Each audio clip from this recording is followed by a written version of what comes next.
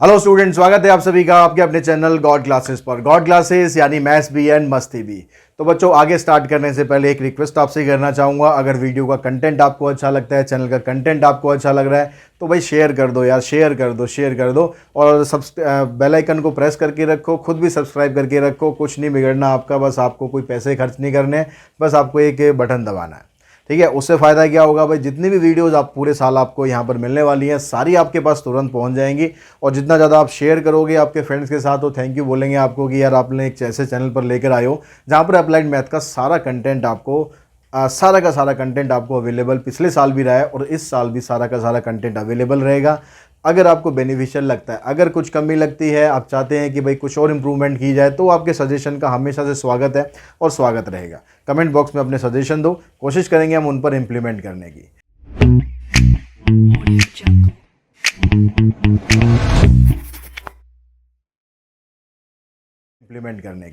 ठीक है, तो आज की जो क्लास है उसमें हम करने वाले हैं मैट्रिक्स मेथड। एक नाम कई काम वाली बात है यहाँ पर। मैट्रिक्स मेथड भी इसको हम बोल सकते हैं, इनवर्स ऑफ कोफिशिएंट मैट्रिक्स भी हम इसको बोल सकते हैं, मार्टिन्स रूल भी हम इसको बोल सकते हैं, कि भाई इन तीनों में से कोई भी नाम आ जाए तो मेथड हमारा यही लगना है।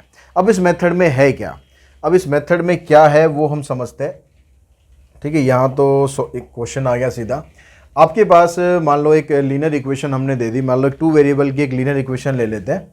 तो हमारे पास इक्वेशन आ गई a1x plus b1y equals to c1, a2x plus b2y equals to c2। जैसे हमने क्रैमर रूल में निकाला था, यहाँ पर भी हम ये चीज़ फाइंड करेंगे कि भाई इसका सॉल्यूशन पॉसिबल है या नहीं है, और सॉल्यूशन अगर है तो वो क्या है। तो यहाँ पर देखो, आपके पास ये जो सिस्टम है, इस सिस्टम से आपको इसको मैट्रिक्स में कन्वर्ट करना है। एक मैं 2x2 से समझा रहा हूँ, यही कंसेप्ट पूरा 3x3 में काम करेगा। तो सबसे पहले आपको क्या करना है, यहाँ पर एक मैट्रिक्स बनानी है A, ठीक है, जिसको हम यहाँ पर बोलेंगे कोफिशिएंट ऑफ इनवर्स मैट्रिक्स। तो उसके लिए आपको कोफिशिएंट लेने हैं x के और y के, जैसे हमने उसमें लेते थे क्रैमर रूल में, a1, b1, a2 and b2। अब यहाँ पर एक मैट्रिक्स आप बनाओ x में आपको क्या लिखना है, जो वेरिएबल्स आप यहाँ पर यूज़ कर रहे हो। यहाँ पर 2 वेरिएबल हैं तो 2 लेंगे, 3 वेरिएबल हैं तो 3 वेरिएबल ले लेंगे। ये हो जाएगा x इंटू में y। और जो राइट हैंड साइड वाली टर्म्स है, इसको आप नाम दे दो मैट्रिक्स B का। ये आ जाएगा C1 और C2, कुछ भी नाम दे सकते हो, नाम में कुछ नहीं है, ठीक है। A X B नाम कुछ भी आप दे सकते हो इनके। अब यहाँ पर सिस्टम जो हमारे पास क्या बन रहा है, उस सिस्टम के हिसाब से ये हो रहा है कि अगर हम इस A को X से मल्टीप्लाई करते हैं, तो देखो a1x प्लस b1y यही बन रहा है, इक्वल्स टू में c1। तो हमारे पास जो ये सिस्टम आ रहा है ना, ये आ रहा है कि अगर हम a को x से मल्टीप्लाई करेंगे तो हमारे पास b की वैल्यू आ रही है। अब यहाँ से आपको इस x की वैल्यू फाइंड करनी है, क्योंकि हमें जब सॉल्व करेंगे तो सॉल्व में क्या करना पड़ेगा, आपको x और y की वैल्यू फाइंड करनी पड़ेगी। अब x y किसके एलिमेंट है, मैट्रिक्स कैपिटल X के। तो हमें ये मैट्रिक्स फाइंड करनी है, तो यहाँ से हमें a को हटाना है। अब a को हटाने के लिए क्या तरीका रहेगा, यहाँ पर इन्वर्स से मल्टीप्लाई कर देते हैं हम।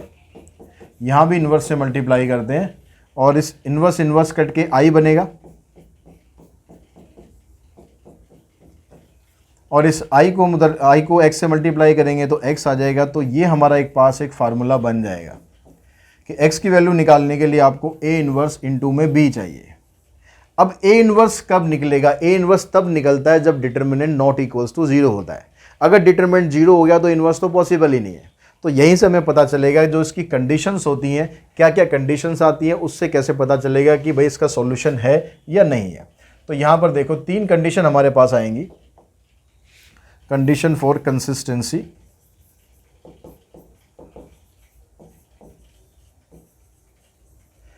अब यहाँ से एक चीज़ आपको समझ में आ गई, भाई ये इन्वर्स तो तभी निकलेगा ना जब determinant of A not equals to 0 आए। तो ये अगर 0 आ गया तो हम बोलेंगे system is consistent, system is consistent and has no solution, oh sorry has unique solution. Consistent हो तो एक सॉल्यूशन निकलेगा, ठीक है। अब दूसरी कंडीशन क्या बनेगी, अगर डिटर्मिनेंट हमारा नॉट इक्वल्स टू 0 आए और इक्वल्स टू 0 आए, तो यहाँ पर 2 केस अब बनेंगे। केस वन में हम क्या निकालते हैं, अगर डिटर्मिनेंट ऑफ ए 0 आएगा तो अब आगे ये हमें करना है। अब हम निकालेंगे एडजॉइंट ऑफ ए इंटू में बी। अगर ये जीरो आ गया, एडजॉइंट ऑफ ए को अगर हम बी से मल्टीप्लाई कर रहे हैं, ये जीरो आ गया, तो हम बोलेंगे सिस्टम इज ऑल्सो कंसिस्टेंट। लेकिन यहां पर कंसिस्टेंट डिपेंडेंट वाला केस बनेगा, ये कंसिस्टेंट डिपेंडेंट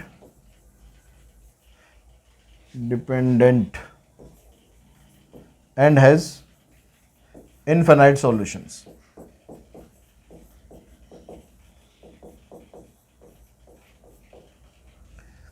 और दूसरा केस यहां पर क्या बना, केस 2, अगर आपने एडजॉइंट ऑफ ए निकाला और इसको मल्टीप्लाई करेंगे, अगर ये नॉट इक्वल्स टू जीरो आ गया, तो हम बोलेंगे सिस्टम इज इनकंसिस्टेंट।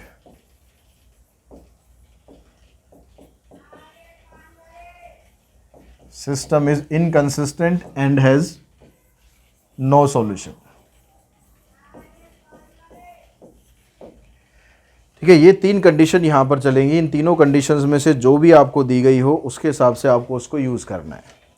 ठीक है, अब यहां पर आप एक चीज और ध्यान रखेंगे, आप यहां पर ध्यान रखेंगे, अगर एडजॉइंट ऑफ ए ये हमारा जीरो है, इसको आप बेशक यहां पर बॉक्स में डाल लो बढ़िया से, चलो बाद में डालेंगे, पहले लिख लेते हैं। ठीक है, अगर हमारे पास एडजॉइंट ऑफ ए, अगर यही जीरो मैट्रिक्स हो, यही नल मैट्रिक्स हो, तो हम इससे मल्टीप्लाई करने में दोनों केस में ये जीरो ही बनेगा। तब हम बोलेंगे यहां पर then system may be consistent और इनकंसिस्टेंट।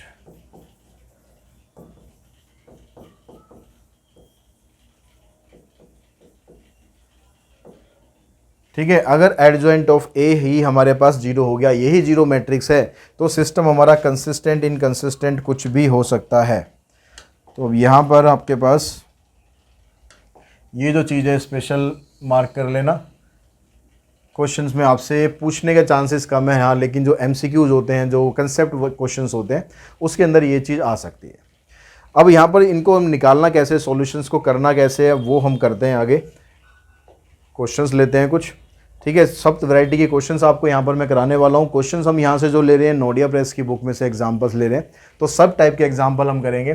तो सबसे पहले आपके पास ये इक्वेशन है, इसको आपको सॉल्व करना है। सॉल्व यहाँ पर नाम लिखा या नहीं लिखा, सारे हम मैट्रिक्स मेथड से सॉल्व करने वाले हैं। तो इस एग्जाम्पल 8.13 के अंदर कहता है इसको आपको सॉल्व करना है। सॉल्व करने के लिए सबसे पहला काम होगा कि आप एक ए मैट्रिक्स बना लो, 5 - 7 7 - 5। एक्स मैट्रिक्स आपके पास बनेगी XY, और एक मैट्रिक्स बी आ गई हमारे पास 2 3। अब आपको क्या करना है, ये जो मैट्रिक्स आपके पास है ए, इसका निकालना है आपको डिटर्मिनेंट। अब इसका डिटर्मिनेंट निकालो पहले, तो यहां से आ जाएगा -25 + 49, तो ये आ गया 24। अब ये आपके पास अगर नॉट इक्वल्स टू जीरो आ रहा है, तो इसका मतलब क्या हुआ कि जो x की वैल्यू होगी आपके पास, वो किसके बराबर होगी, A इनवर्स B। अब यहां पर A इनवर्स की वैल्यू आपको चाहिए।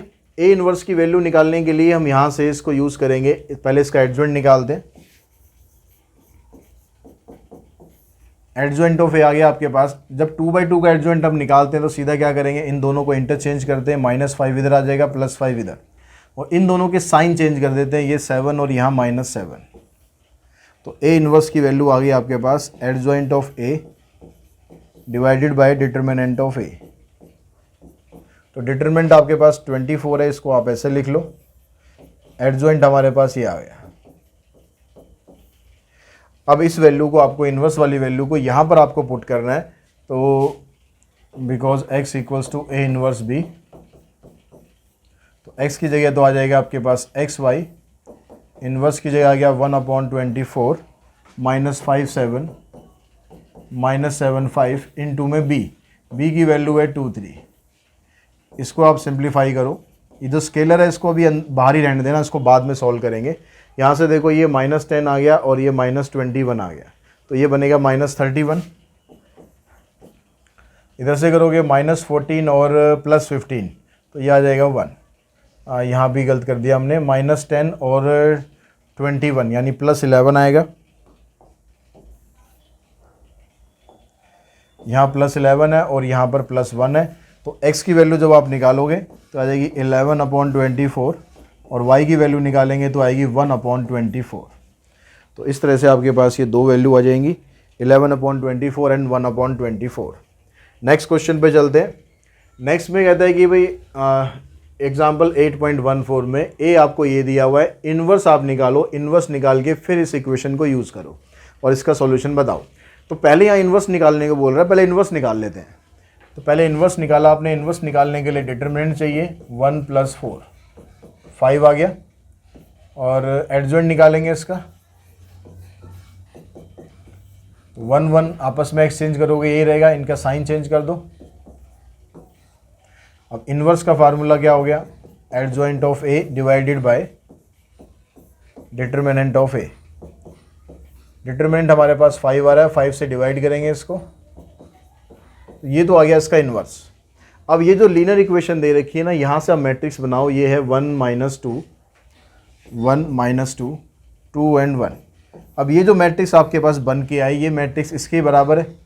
यहाँ पर देखो साइन चेंज, यहाँ पर ट्रांसपोज हो रहा है, सॉरी मैट्रिक्स तो ये है हमारी, ठीक है। ए मैट्रिक्स हमारी ये बन गई 1 - 2 2 1 1 - 2 2 1। तो इस मैट्रिक्स को हम यहाँ पर लिखेंगे ये ए, और कोफिशिएंट हमारे पास यहाँ पर एक्स वाई है, ये आ गया, और उसके अलावा जो बी मैट्रिक्स है आपकी वो आ गई -1 और 2। तो यहाँ से हमारे पास रिलेशन बनता है कि ए एक्स को बी से मल्टीप्लाई करेंगे, ये आएगा, और एक्स की वैल्यू बनती है ए इन्वर्स बी। अब ए इन्वर्स का हमारे पास ये आ गया 1/5 1 2 -2 एंड 1, और बी की वैल्यू है -1 एंड 2। इसको आप सिंप्लीफाई करो, यहाँ से आ जाएगा -1 और +4 3 आ गया, इधर से आएगा +2 और +2, यहाँ से आ गया 4। तो आप x की वैल्यू निकालोगे तो आएगी आपके पास 3/5, और y की वैल्यू निकालेंगे आएगी 4/5। एग्जाम्पल नंबर 8.15 में कहता है कि show that the system of equation this is inconsistent. तो इनकंसिस्टेंट हमें शो करना है। तो इनकंसिस्टेंट निकालने के लिए हम क्या करते हैं, इसका पहले मैट्रिक्स बनाते हैं ए। तो ए मैट्रिक्स क्या बनेगी 1 3 2 6 1 3 2 6, ठीक है। एक्स आपके पास ये है यहाँ पर एक्स वाई, और बी आपके पास आ गया 5 और 8। तो डिटरमिनेंट ऑफ ए निकालो, तो याद आएगा 6 - 6 = 0। तो डिटरमिनेंट ऑफ ए अगर 0 आ गया तो ये कंसिस्टेंट यूनिक सॉल्यूशन वाला नहीं है। तो या तो ये इनकंसिस्टेंट बनेगा या फिर कंसिस्टेंट डिपेंडेंट बनेगा। हमें प्रूव करना है कि इनकंसिस्टेंट है।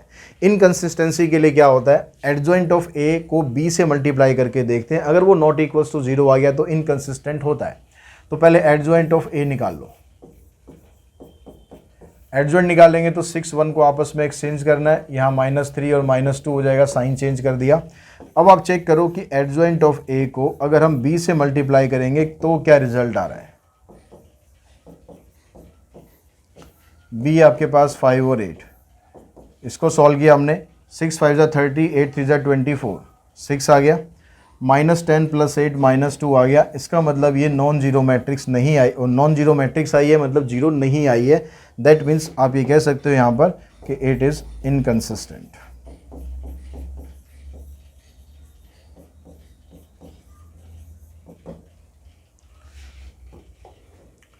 नेक्स्ट क्वेश्चन पे चलते हैं। यहाँ कहता है determine whether the following system of equation is consistent और इनकंसिस्टेंट। यहाँ पर भी हमें चेक करना है, लेकिन यहाँ पर अब 3/3 है।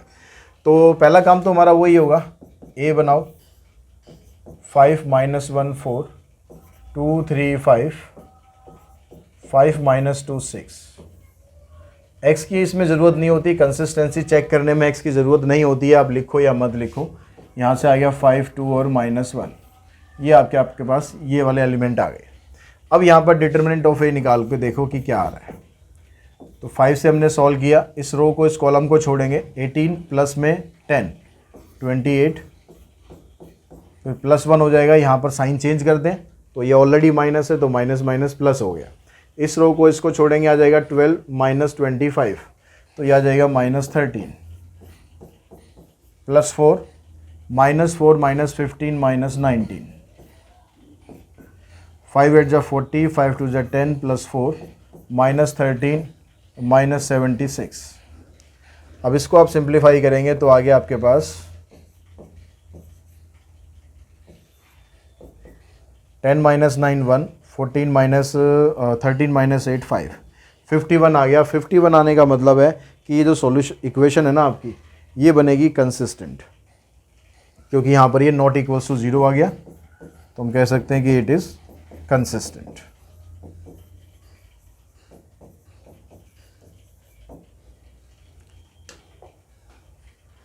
एग्जाम्पल 8.18 में ये कहता है using matrix method determine whether the following system of equation is consistent और इनकंसिस्टेंट। तो यहाँ पर ये चेक करना है, तो फिर आप यहाँ पर स्टैंडर्ड फॉर्म में इक्वेशन नहीं है अभी, तो इक्वेशन आपकी स्टैंडर्ड फॉर्म में होनी चाहिए। यहाँ पर एक्स है, वाई है, जेड है, यहाँ ठीक है, यहाँ पर नहीं है, तो इसको स्टैंडर्ड फॉर्म में आप बनाओगे तो क्या लिखेंगे, एक्स वाली टर्म नहीं है तो लिख लेंगे 0x plus 2y minus Z equals to -1, और यहाँ पर आ गया 3x minus 5y plus 0z equals to 3। ठीक है, ये आपकी जो इक्वेशन है ना वो हमेशा स्टैंडर्ड फॉर्मेट में रहनी चाहिए, ये चीज़ ध्यान रखना। अब ये स्टैंडर्ड फॉर्मेट में आ गई, अब आप a बनाओ, तो यहाँ से आएगा 3 -1 -2, इधर से आएगा 0 2 -1, इधर से 3 -5 और 0, और b मैट्रिक्स आपकी बनेगी यहाँ से 2 -1 और 3। अब कंसिस्टेंसी चेक करने के लिए करना क्या है, क्या करना होता है, डिटरमिनेंट निकालना होता है। तो डिटरमिनेंट निकालो, इसका आप डिटरमिनेंट यहाँ से कॉलम 1 से निकाल लो, क्योंकि एक 0 है, एक 0 आने का मतलब है कि आपका काम थोड़ा सा आसान हो गया। तो यहाँ पर 3, इसको छोड़ा हमने, इसको और इसको छोड़ेंगे, आ जाएगा 0 -5, फिर इस 3 को लेंगे, यहाँ से इसको छोड़ेंगे, 1 प्लस में 4 यानी आ जाएगा 5, -15 प्लस 15 आंसर आ जाएगा इसका 0, यानी डिटरमिनेंट ऑफ ए अब 0 आ गया। तो अब आपको क्या करना पड़ेगा, एडजॉइंट ऑफ ए को b से मल्टीप्लाई करना पड़ेगा।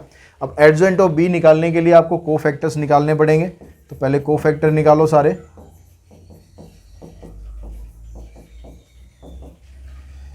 जितने भी कोफैक्टर हैं ये सारे हम निकालेंगे।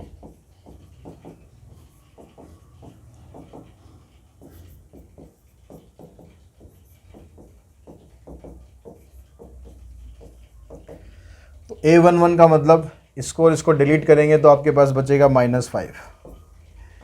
फर्स्ट रो सेकंड कॉलम को डिलीट करेंगे तो आएगा 0 + 3, लेकिन ये वाला प्लेस जो है ये इसका सम यहाँ पर ऑड है, तो ये -3 की जगह बनेगा, और +3 के बनेगा -3। फर्स्ट रो थर्ड कॉलम 0 -6, तो ये आ जाएगा आपके पास -6। अब second row first column, second row first column, इधर से आएगा 0, इधर से आ जाएगा -10, यहाँ पर बन जाएगा +10। Second row second column 0 + 6, second row third column -15 और +3 यानी -12, यहाँ पर बनेगा +12। Third row first column 1 + 4 5, third row second column -3, यहाँ बन जाएगा +3। थर्ड रो थर्ड कॉलम करेंगे, आ जाएगा 6। तो आपके पास एडजॉइंट क्या बन गया, एडजॉइंट क्या होता है, जो कोफैक्टर्स आप निकालते हो उनको कर देना है आपको ट्रांसपोज। तो -5 -3 और -6 ये आ जाएगा आपके पास कॉलम में, 10 6 12 और 5 3 6, ये आ गया आपके पास एडजॉइंट ऑफ ए। अब इसके बाद आपको इसको मल्टीप्लाई करके देखना है b से। अब इसको अगर आप b से मल्टीप्लाई करोगे और अगर वो नॉन जीरो आ रहा है या 0 आ रहा है, ये चेक करना है। -5 10 5 -3 6 3 -6 12 एंड 6, 2 -1 और 3। सॉल्व करो इसे, यहाँ से तेरे को आ रहा है -10 और यहाँ से -10, माइनस कितना हो गया 20, और यहाँ से आ गया 15 यानी -5 आ गया। इधर से करोगे -6 और -6, -12 + 9 -3, -12 -24 और 18, तो -6। तो ये आ रहा आपके पास नॉट इक्वल्स टू 0। अगर एडजॉइंट ऑफ ए इंटू में बी नॉट इक्वल्स टू 0 आएगा तो सॉल्यूशन होता है यहाँ पर इनकंसिस्टेंट। तो एग्जाम्पल नंबर 8.18 हमारा आ रहा है इनकंसिस्टेंट। नेक्स्ट क्वेश्चन पे चलते हैं। एग्जाम्पल नंबर 8.20, इसको आपको सॉल्व करना है यूजिंग मैट्रिक्स मेथड। तो सॉल्व करने के लिए पहले आपको यहाँ से ए मैट्रिक्स बनानी है, 3 2 -2 1 2 3 2 -1 1। एक मैट्रिक्स बनेगी x, जिसमें वेरिएबल्स लिखने हैं आपको, 3 वेरिएबल हैं तो ऐसे आ जाएंगे, और एक मैट्रिक्स बन गई आपकी b। अब यहाँ से डिटर्मिनेंट निकालो पहले a का, 3 से सॉल्व किया हमने, इधर से आएगा 2, इधर से आएगा +3, 5 हो गया। फिर -2 से सॉल्व करेंगे, इसको और इसको छोड़ेंगे, आ जाएगा 1 -6 -5, फिर -2, इसको और इसको छोड़ेंगे, आ जाएगा -1 -4 -3 -5। तो ये बन गया हमारे पास 15 प्लस में 10 और प्लस में 10। तो ये आ गया हमारे पास 35 नॉट इक्वल्स टू 0, यानी यहाँ पर इसका सॉल्यूशन पॉसिबल है। अब सॉल्यूशन पॉसिबल है तो उसको हम निकालते हैं सॉल्यूशन को। अब सॉल्यूशन निकालने के लिए सबसे पहला काम होगा कि एडजॉइंट फाइंड करना। तो उसके लिए हमें a11 चाहिए, यानी कोफैक्टर निकालते हैं। a21 a22 a23 a31 a32 और a33। तो पहली रो के जो कोफैक्टर हैं वो तो यही आएगा, 5 -5 -5। तो यहाँ 5 आ जाएगा, लेकिन इसका जो प्लेस होता है वो ऑड प्लेस है, तो यहाँ पर साइन चेंज हो जाता है और ये -5। सेकंड रो फर्स्ट कॉलम निकालते हैं। सेकंड रो फर्स्ट कॉलम, यहाँ से आ गया 2, यहाँ से आ गया -2, तो ये तो हो गया 0। सेकंड रो सेकंड कॉलम निकालते हैं, 3 प्लस में 4 7 हो गया। सेकंड रो थर्ड कॉलम, -3 -4 -7, तो यहाँ बन जाएगा +7। Third row first column, 6 plus में 4 10। अब निकालते हैं a32 मतलब थर्ड रो सेकंड कॉलम, तो आ जाएगा 9 + 2 11, तो प्लेस की वजह से हो जाएगा -11। तो थर्ड रो थर्ड कॉलम निकालेंगे, 6 - 2 आ गया 4। अब निकालो यहाँ से इसका एडजॉइंट। तो एडजॉइंट के लिए आपको क्या करना है, कोफैक्टर का ट्रांसपोज कर देना है। तो 5 5 -5 0 7 7 10 -11 एंड 4। अब इन्वर्स भी निकाल दो। इन्वर्स होता है adjoint of A divided by determinant of A. तो एडजॉइंट है आपके पास 5 0 10 5 7 -11 -5 7 4, और डिटर्मिनेंट हमारे पास 35। तो 35 से हम इसको डिवाइड करेंगे तो आ गया 1/35। अब जो ये सिस्टम है हमारे पास, ये सिस्टम कैसे आता है कि भाई a को x से मल्टीप्लाई करेंगे तो b के बराबर आएगा, तो ये इक्वेशन बनती है। तो हम यहाँ पर लिख सकते हैं कि हमारे पास है ax = b, तो x की वैल्यू आएगी यहाँ से a इनवर्स b। इनवर्स आ गया आपके पास 1/35, और 5 0 10 5 7 -11 -5 7 4 इंटू में b से मल्टीप्लाई करेंगे, b है 3 6 2। अब यहाँ से इसको सॉल्व करते हैं। 15 और प्लस में 20 आ जाएगा 35। यहाँ करोगे 15 + 42 -22, ये भी आ जाएगा 35। इधर से करोगे -15 प्लस में 62 और 42 प्लस में 8, ये भी आएगा आपके पास 35। तो 35 से इन तीनों को डिवाइड करोगे, 1 1 1 आ गया, तो x की वैल्यू आएगी 1, y की वैल्यू 1 और z की वैल्यू भी आ जाएगी 1।